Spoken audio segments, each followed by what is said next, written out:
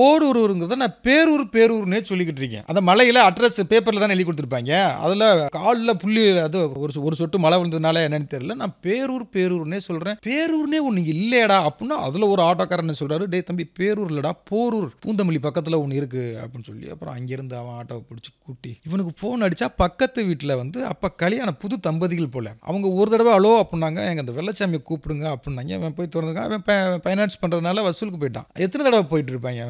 அவன் போன தூக்கி வெளில வச்சிட்டான். அந்த அம்மா அந்த அக்கா வந்து வெளில வச்சிட்டாங்க. அப்ப தேடி பிடிச்சி அந்த இந்த படத்துல ரன் படத்துல விவேக் மாதவனை பார்த்தவனா அவ்வளவு சந்தோஷம் அவ்வளவு அந்த மாதிரி ரோடு பூரா தேடி அவன் பார்த்தா அவன் சைக்கிளில் போய்கிட்டு இருக்கான் வசூல் பண்றதுக்கு. டே வெள்ளச்சாமி வெள்ளச்சாமி அப்படின்னா அவன் யாரான்னு பார்த்தானா, ஏடா இப்படி திர்ற இப்படி திர்றானா, டே கொடுத்தேடா ஒரு நம்பரு நாஸ்தி பண்ணிட்டடா என் ஒரு நாள் வாழ்க்கைங்கிறது மாதிரி.